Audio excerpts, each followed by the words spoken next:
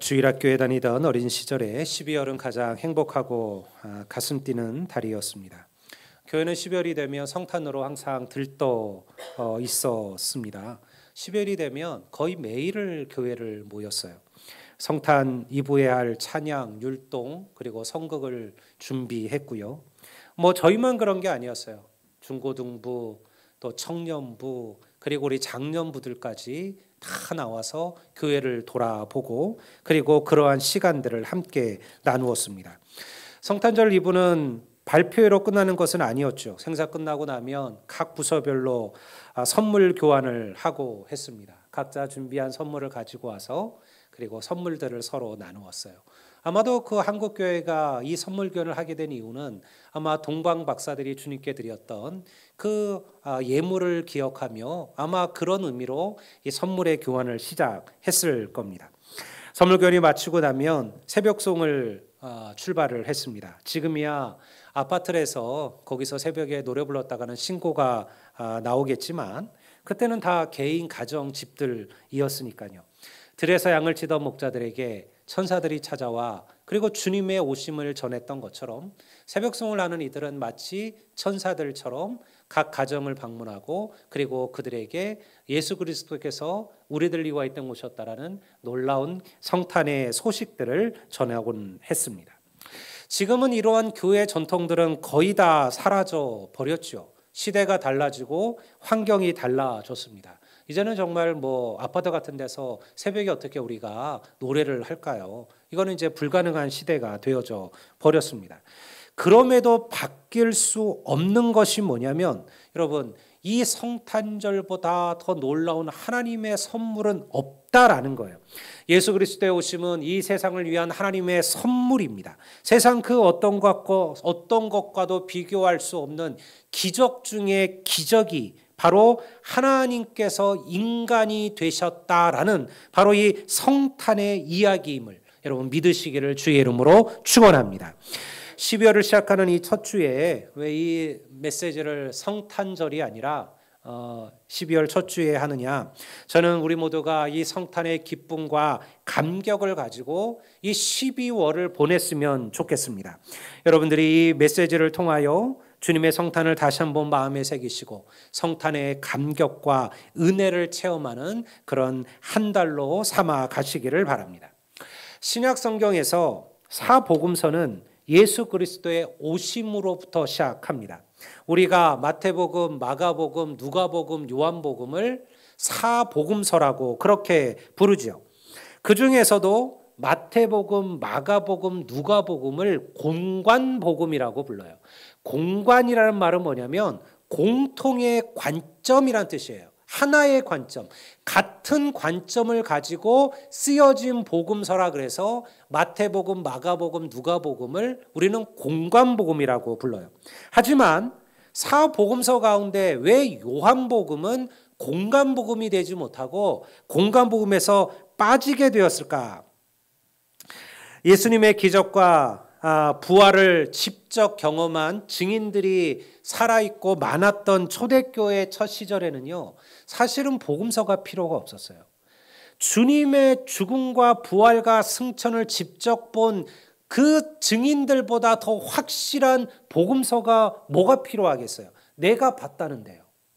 내가 주님의 죽음을 보고 주의 부활을 보고 주님의 승천을 보았다는데요. 그런 증인들이 초대교회 첫 시작에는 넘쳤습니다. 그러니까요, 이 별도의 복음서가 필요가 없었죠. 그런데 서서히 이 증인들이 세상을 떠나기 시작하고 십자가의 사건이 사람들의 머릿속에서 잊혀지기 시작했어요. 따라서 후대 사람들을 위해 예수님의 가르침과 그리고 십자가의 사건을 기록해야 될, 기록을 남겨야 될 필요가 초대교회 안에 생기기 시작했습니다. 그래서 역사적인 사건 그대로의 전기 형식으로 쓰여진 것이 마태, 마가, 누가복음이에요. 그래서 우리가 이 세 성경을 공관복음이라 같은 목적과 같은 관점으로 쓰여졌다라고 말하는 거예요. 근데 하지만 요한복음이 쓰여질 때쯤 되면 교회의 환경이 또 달라지기 시작을 했습니다. 예수님의 제자 가운데 가장 나이 어린 제자가 누구였을까요? 요한이었습니다. 요한은 가장 나이가 어린 제자였고요. 예수님의 제자들 가운데 가장 오래 살았던 제자였습니다. 예수님의 제자들 가운데 유일하게 순교하지 않았던 사도가 바로 요한이기도 했어요. 요한의 이 노년의 때가 되었을 때 이 초대교회 안에 문제가 시작됐습니다. 이단들이 들어와서 복음을 흔들기 시작했어요.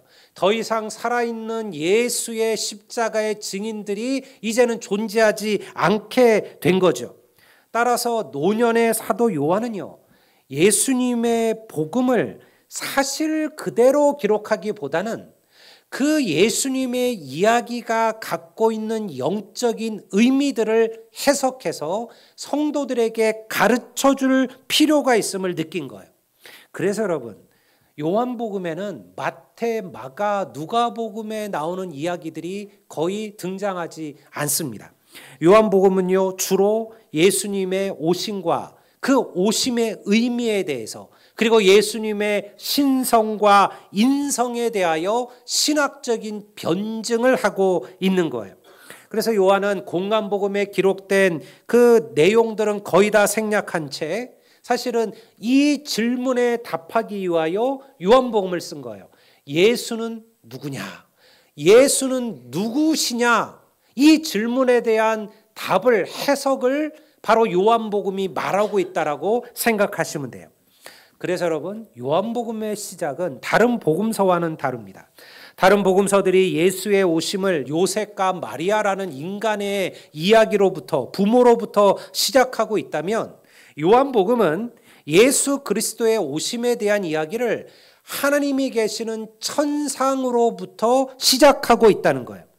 이 말이 무엇을 의미하냐면 성탄은 예수가 그저 위대한 한 인간이 아니라 온 우주 만물을 창조하시고 다스리시고 섭리하시는 하나님이라는 사실을 이 요한복음이 우리에게 가르치고 있는 거예요.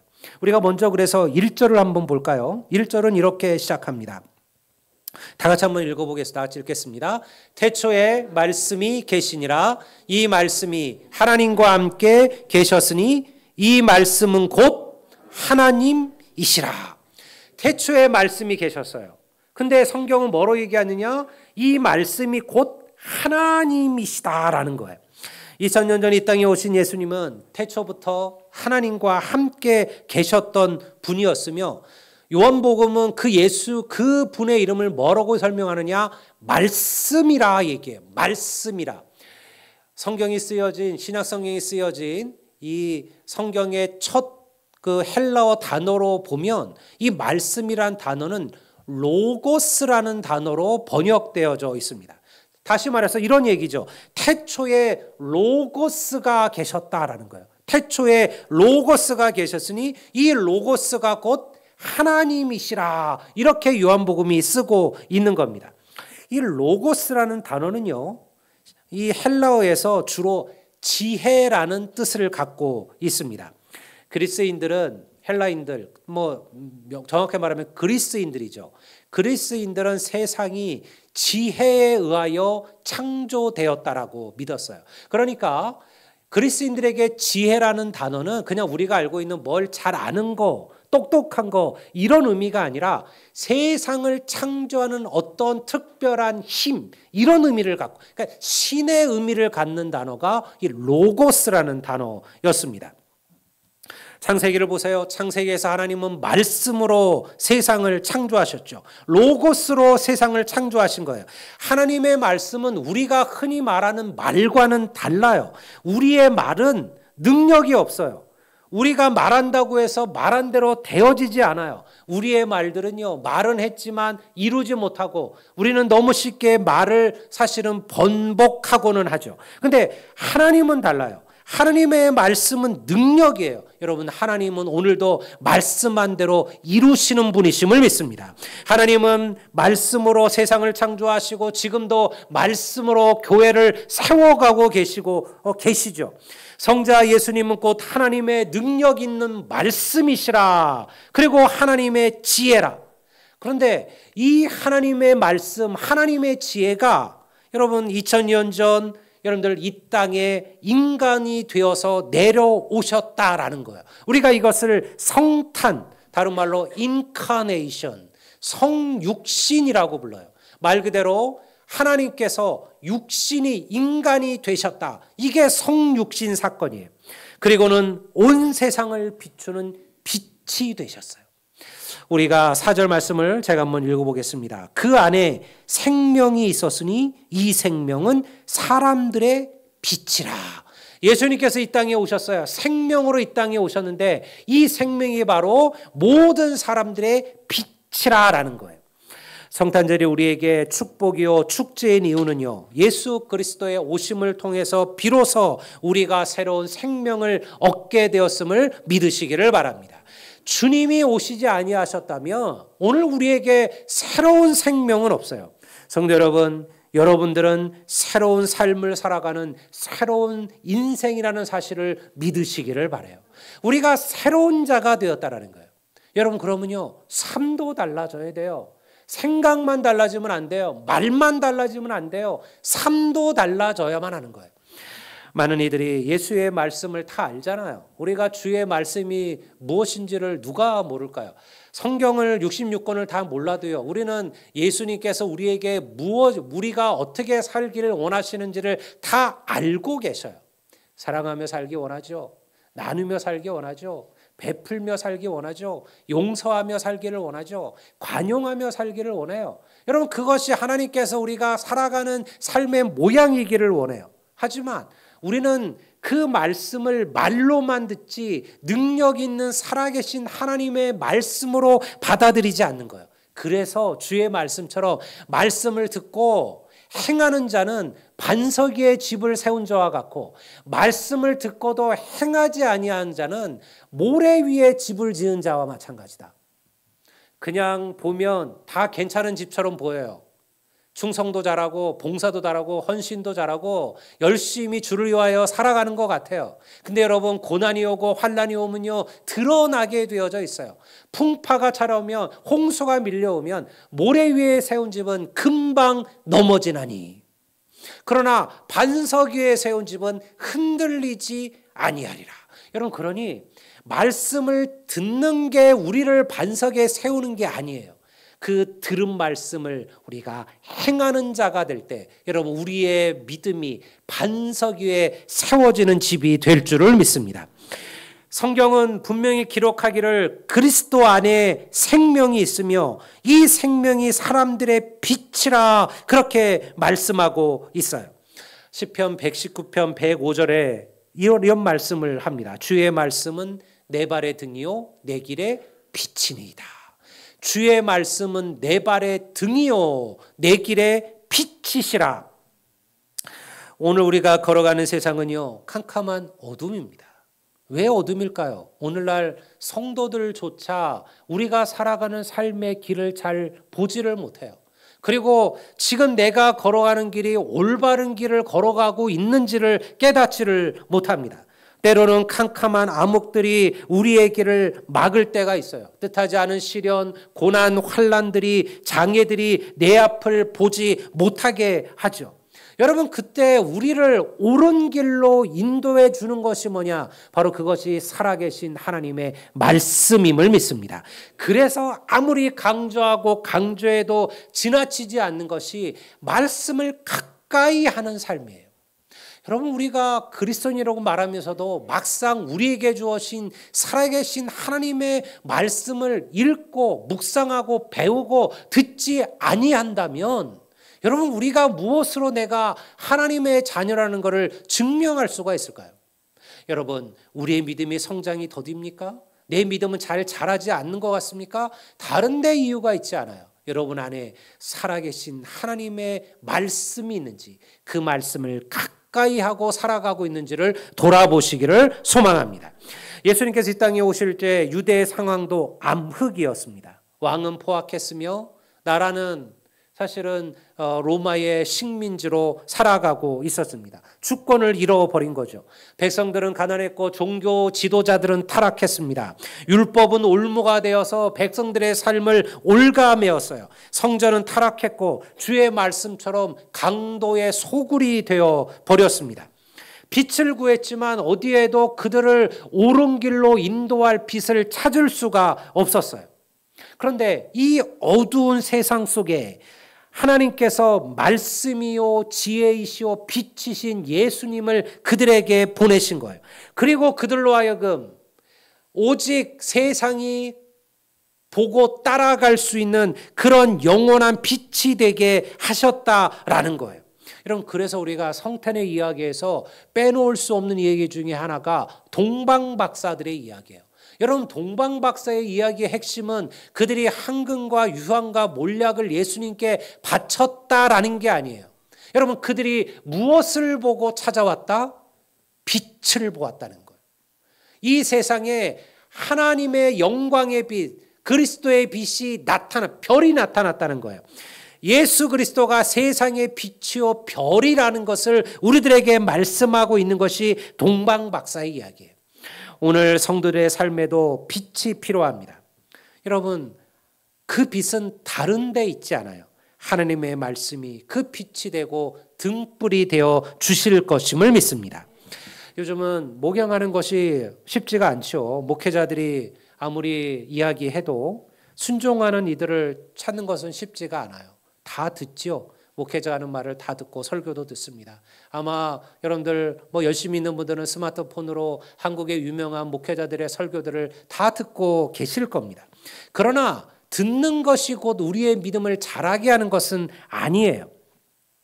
중요한 것은요, 말씀에 대한 순종이에요. 믿음을 자라게 하는 것은 순종에 달려 있어요. 제가 이전에 했던 설교, 한 걸음 1도, 한 걸음 1인치라는 설교를 여러분들이 기억하실지 모르겠어요. 여러분 누구나 99도까지는 끓을 수 있습니다. 그러나 물을 끓게 만드는 것은 99도가 아니에요. 1도가 더 필요해요. 100도가 돼야 비로소 물은 끓기 시작하는 거예요. 여러분, 그 1도가 무엇입니까? 그 한 걸음이 무엇입니까? 그것은 순종입니다. 여러분, 제가 저분방에서 모든 목회자들이 가장 많이 하는 이야기들이 뭘까요? 부탁하고 간청하고 권면하는 것이 뭘까요? 목사에게 잘해라? 헌금 많이 해라? 여러분, 그런 게 아니죠. 여러분, 아마도 교회와 모든 목회자들은요, 부탁하고 간청하는 것은 말씀을 붙들고 그 말씀을 가까이 하고 그 말씀대로 순종하며 살아가라라는 얘기잖아요. 여러분, 말씀을 읽고 듣고 배우셔야 됩니다. 주일에 한 번 듣는 설교로 하나님의 말씀이 충분하다고 여기시면 안 돼요. 우리는 일주일 내내 세상의 소리에 우리의 귀는요 열려져 있습니다. 그런데 여러분들 주일에 한 번 와서 듣는 설교로 마치 하나님의 말씀을 다 들은 것처럼 생각하신다면 큰 착오죠. 목사가 되기까지 저는 10년을 신학을 공부했습니다. 목사가 된 이후에도 저는 끊임없이 공부했어요. 석사를 공부하고 박사를 공부했습니다. 그러나 지금도 여전히 제가 가장 중요시 여기는 것은 말씀을 가까이 하는 일이에요. 왜냐하면 말씀을 제가 가까이 하지 않고 그 말씀의 은혜를 성도들에게 나눌 수 있는 방법은 없기 때문에 그래요. 여러분, 그 말은 제 말이 아니라 하나님의 말씀이에요. 우리가 오늘 읽은 본문을 다시 한번 보세요. 그 안에 생명이 있었으니, 그가 누굽니까? 예수 그리스도를 말하는 거예요. 주님 안에 생명이 있다. 주님 안에 생명이 있었으니 이 생명은 사람들의 빛이라. 여러분, 우리가 주님 안에 거하고 살아있는 하나님의 말씀을 붙들고 살아가면 우리 안에 생명이 시작될 줄을 믿습니다. 이 말씀이 사람들의 길을 비추어주는 빛이라는 거예요. 여러분, 목회자가 빛이 아니에요. 교회 어떤 특별한 이들이 빛이 아니에요. 하나님의 말씀을 가까이 하는 자는 누구든지 예수 주님께서 주시는 생명의 빛을 경험하며 살게 될 줄을 믿습니다. 올해 성구영신 예배 때 여러분들에게 올해의 말씀 카드, 그리고 더불어 교회 이름이 새겨진 올해의 그 말씀 카드, 그러니까 올해의 기도 제목 카드와 더불어서 말씀 카드를 나눠 드리려고 합니다. 저는 내년 우리 교회의 목회적 방향을 전도와 선교하는 교회로 정했습니다. 우리의 슬로건은 부흥을 위하여 기도하라입니다. 여러분, 정말 지금 교회가 어렵습니다. 여러분, 저도 수없이 고민하고 그리고 수없이 생각합니다. 어떻게 하면 하나님의 교회를 세워갈까? 여러분, 오늘날 우리의 현실은 눈에 보여요. 교회는 줄어들 수밖에 없고 줄 수밖에 없었어요. 왜냐하면 한국교회 부흥의 때에 비하면 지금 교회는 반으로 줄었으니까요. 1200만을 이야기하던 교회가 지금은 600만이 되었습니다. 그 수도 많다라고 허수라고 말하는 이들이 많아요. 그러니 여러분들 대부분의 교회가 반으로 줄었다 보시면 되는 거예요. 특별한 몇몇 교회들을 빼놓군요. 그리고 우리 스스로도 낭망하고 절망해요. 부흥은 어렵다고 얘기하죠. 전도는 힘들다라고 얘기해요. 안 된다라고 얘기해요. 그러면 어찌할 것이냐? 그러면 그냥 손 놓고 있어야만 하느냐? 그럴 수는 없습니다. 여러분, 초대교회 성도들은 목숨을 각오하고 하나님의 복음을 전했습니다. 여러분, 그들이 좋은 여건, 좋은 환경 속에서 선교사로 파송되고 그리고 하나님의 일을 한 게 아니에요. 여러분, 그들은 목숨을 걸고 예수의 복음을 전했어요. 여러분, 그런데 하나님께서는 그 놀라운 복음의 역사들을 그에게 보이신 것이죠. 여러분, 교회는 부흥되어야 함을 믿습니다. 여러분, 이것은요 다른 방법으로 되지 않아요. 우리가 옛날처럼 교회가 노방전도 나가고 여러분 그런 방법으로는 전도가 불가능해요. 불가능해요. 결코 지금 우리가 전도할 수 있는 유일한 방법은 관계 전도입니다. 여러분, 그래서 우리가 1년을 준비하는 거예요. 1년. 내년 1년에 한 명을 구원하기 위하여 어쩌면요 단 한 사람, 연말 마지막 한 사람을 하나님께로 인도하기 위하여 우리는 1년 동안 공을 쏟고 정성을 쏟아 부어야 돼요. 그래야 여러분 우리는 한 영혼을 구원할 길이 있어요. 여러분, 그것이 우리의 슬로건이에요. 부흥을 위하여 기도하자. 여러분, 제가 세 가지 실천 방법으로 119 사역을 정했어요. 그 첫 번째 119는 뭘까요? 이거는 많이 들었을 거예요. 119. 한 사람이 한 영혼을 구원의 길로. 한 사람이 한 영혼을 구원의 길로. 이게 첫 번째 119예요. 두 번째 119는 뭘까요? 여러분, 한 가정이 한 미전도 종족을 구원 입양. 여러분, 우리가 그냥 우리 안에서만 허덕이지 말고 이제 우리가 믿지 않는 이들, 아직도 하나님을 모르는 수많은 이들이 있습니다. 그들을 우리가 입양하는 거예요. 영적 입양을 하는 겁니다. 여러분, 세 번째 119는요. 여러분, 우리가 말씀을 가까이 하는 일이에요. 1년에 한 번 구약 일독이에요. 여러분들에게 1년에 한 번 신약을 다 읽으라, 신구에 다 읽으라 그렇게 이야기하지 않습니다. 그냥 내년 한 해는 우리 구약 한 번 읽자. 창세기부터 그리고 말라기까지 그 말씀을 묵상하고 읽고 배우는 거. 여러분, 심플하잖아요. 단순하잖아요. 한 사람이 한 영혼을 구원의 길로, 한 가정이 한 미전도 종족을 구원 입양하고 그리고 1년에 한 번 구약을 일독하고. 여러분, 별거 아니어도 이것이 우리가 세우는 목적이에요. 교회는요, 여러분들의 마음을 쏟으셔야 됩니다. 옛날처럼 다른 방법이 없어요. 가족, 친구, 직장의 동료, 여러분과 관계 있는 이들을요, 연초부터 1년의 시간을 두고 공을 들이고 마음을 들이세요. 하나님을 알지 못하는 이들, 믿음의 성도였으나 지금 믿음을 잃어버린 이들, 여러분, 그런 이들이 분명 우리의 주위에 있을 겁니다. 그런 이들 동안 1년의 정성을 쏟으세요. 그냥 갑자기 불쑥 이야기하지 마세요. 여러분과 충분한 관계를 쌓으셔야 됩니다.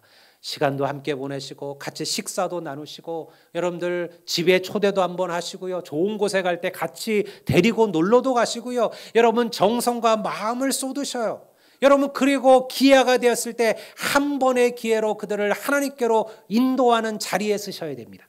여러분, 교회는요, 여러분들 이 지역 속에 더 깊이 들어가려고 합니다.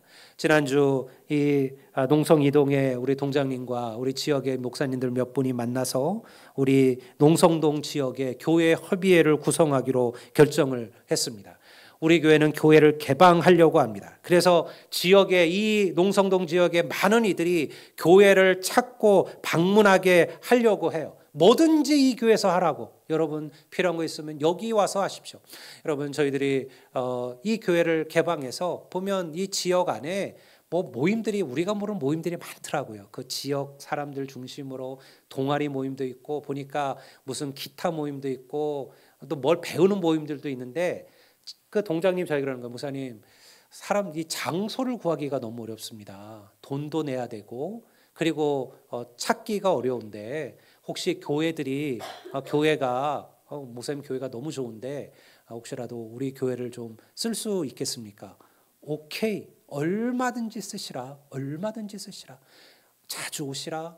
교회를 찾아오시라. 그리고 교회를 방문하시라. 여러분 누가 알겠습니까? 그렇게 이 교회를 방문했던 이들 가운데 누군가 이 교회를 통하여 하나님을 알게 되고 목회자를 만나면서 여러분 제가 오면 뭐 그냥 있겠어요? 저도 차도 대접하고 인사도 하고 잘 오셨다도 얘기하고 여러분 그렇게 해서 교회가 이 지역 안으로 들어갈 것이고요. 이 교회가 지역을 돕는 이들과 그리고 세상의 빛과 소금이 되는 지역의 교회로 세워가기 위하여 노력할 겁니다. 여러분 또한 교회는요 막연한 선교 후원이 아니라 직접 여러분들이 각 개인과 가정들이 하나님을 알지 못하는 미전도 종족의 아이들을 입양하는 영적 후원을 시작하려고 해요. 각 가정들이 한 아이를 돕고 우리가 꾸준히 몇 년 동안 그 아이들을 지원하고 그리고 여러분들 우리가 매년 그들을 직접 방문하여 여러분 그들을 보는 그런 선교의 사역들을 기아 대책과 협의해서 함께 연결을 하려고 합니다. 여러분 이 모든 것들을 진행하는 이유는 뭐예요? 여러분 하나님의 교회를 세워가는 일이에요. 여러분 교회의 부흥은 목회자에게 있는 게 아니에요. 여러분 탁월한 설교자는 목사님 모신다고 교회가 부흥될까요? 아니요. 그런 법은 없습니다. 그러면요 왜 교회가 부흥이 되지 않을까요? 여러분들 정말 사람들을 혹할 만하게 설교자 하시는 목사님들 얼마든지 있습니다. 제가 아시는 목사님들께서도 목사님들 중에도 제가 알고 있는 목사님들도 많아요. 그러나 그런 교회들이요 우리보다 훨씬 더 작은 교회도 많아요. 평생을 목회했는데요. 결코 교회를 부흥시키는 방법은요 성도들이 바로 이 구원의 감격과 은혜를 가지고 한 영혼에 대한 열망을 품는 일이에요. 다른 방법은 없습니다. 여러분 우리가 뭐 수없이 얘기하잖아요. 우리 교회가 2배로 부흥되는 방법은요 간단합니다. 어렵지도 않습니다. 돈 드는 것도 없습니다. 쉽습니다. 어떻게 하면 돼요? 한 명씩만 데리고 오시면 돼요. 그러면 교회는 2배로 부흥돼요. 여러분 우리가 하나님의 자녀면서 1년에 한 명 하나님께로 전도해야 되지 않겠습니까? 1년을 살면서도 한 사람도 주께로 인도하지 못한다면 여러분 그것은 우리가 뭔가 놓치고 있는 거 아니겠습니까? 믿음은 전도가 다는 아닐 겁니다. 하지만 여러분 정말 우리가 구원의 감격을 경험하고 나 같은 죄인을 구원하신 하나님의 은혜에 감사하고 그리고 내 안에 주시는 하나님의 풍성함을 경험한다면 우리는 영혼을 구원하는 일을 전도하는 일에 힘쓰지 아니하고는 살아갈 수 없는 자가 될 겁니다. 그러니 지금부터 여러분 준비하십시오. 제가 지금 먼저 이야기를 하는 것은 내년 한 해 우리 교회가 이 일에 매진을 하자는 거예요. 여러분 지금부터 기도하시고 지금부터 하나님께 구하세요. 하나님 내게 내년 한 해 주님 내게도 한 영혼을 허락해 주십시오. 내 자녀, 내 가족, 내 부모 형제, 내 이웃, 내 친척, 내 직장의 동료 아직 하나님 모르는 이들. 여러분 하나님 모르는 이들보다 오늘 우리 주에 더 많은 이들은 뭐냐면 하나님을 잃어버린 이들이에요. 1200만 되는 여러분들 그리스도인들이 600만 명이 되었다면 그 600만 명은 어디로 간 거예요? 지금 교회를 다니고 있지 않다라는 거예요. 여러분 우리 주위에 그런 이들이 너무 많아요. 여러분 그런 이들도 우리가 하나님께로 인도해야 될 영혼들이에요. 지금부터 마음에 두십시오. 지금부터 기도하십시오. 그리고 지금부터 정성을 쏟으세요. 지금부터 힘을 다하세요. 여러분 그들이 여러분들에게 감격하게 만드세요. 저는 지난주에 마침 이단 세미나를 강의하시는 목사님을 뵀어요. 그분이 그런 얘기를 하는 거예요. 목사님, 왜 신천지나 이단들이 그렇게 젊은 아이들이 차고 넘치는지 압니까? 그들의 교리 때문이 아닙니다. 우리는 자꾸 뭔가 그들이 특별한 것을 가르치고 특별한 이야기를 해서 사람들이 거기서 그곳에 간다고 생각하지만 그것은 100% 잘못입니다. 그들은 그 교회 안에 들어오는 그 순간까지 정말 온 힘과 정성을 다한다는 거예요. 한 이단이 한 사람을 자기 이단으로 끌고 가기 위해서 그들이 쏟아붓는 정성을 본다면 성도들은 회개해야 된다는 거예요. 그들이 진리도 아니고 복음도 아니잖아요. 근데 잘못된 그 이단을 위해서라도 그들이 한 사람에게 얼마나 많은 정성과 얼마나 많은 힘을 쏟아붓는지, 한 사람을 끌고 가기 위하여 그들에게 쏟아붓는 시간과 노력과 물질이 얼마인지를 안다면 아마 거기에 넘어가지 않을 사람들은 아무도 없을 겁니다.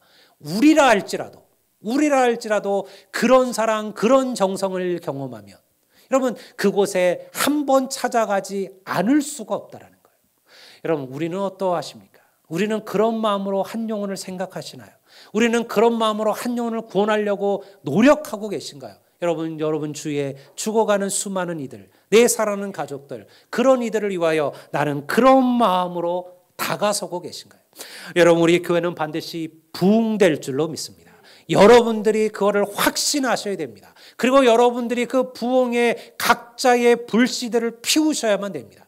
그렇게 해서 그들을 하나님의 전으로 데려오시면 저도 최선을 다하여 그들을 돌보고 목양하고 섬길 거예요. 그러나 그 부흥의 첫걸음은 결국 우리 모두에게 있어요. 여러분 하나님께서는 우리가 이 사명을 감당하기를 원하셔요. 이제 우리는 성탄의 달을 시작합니다. 또한 올해의 마지막 달이기도 합니다. 들에서 양을 치던 목자들에게 천사들이 전한 소식은 이러했습니다. 보라, 내가 온 백성에 미칠 큰 기쁨의 소식을 너희에게 전하노라. 오늘 다윗의 동네에 너희를 위하여 구주가 나셨으니 곧 그리스도 주시니라. 여러분 우리는 메시아를 고대하는 목자의 마음이어야 하고 우리는요 메시아를 만나기를 갈망하는 동방박사의 심령이어야 하고 우리는요 이 좋은 소식을 전하는 천사들이어야 해요. 오늘 이 성탄절을 맞이하여 아주 하나님을 모르는 이들이 우리의 주위에 있습니다. 여러분 그들에게 이 성탄의 좋은 소식을 전하시고 그 기쁨을 나누시고 그리고 그 성탄을 통하여 하나님의 놀라운 구원의 은혜를 감격하시는 이 한 달이 되게 하시기를 바랍니다. 이 모든 성탄의 은혜가 우리 모두 위에 넘치게 되시기를 주의 이름으로 축원합니다. 다 같이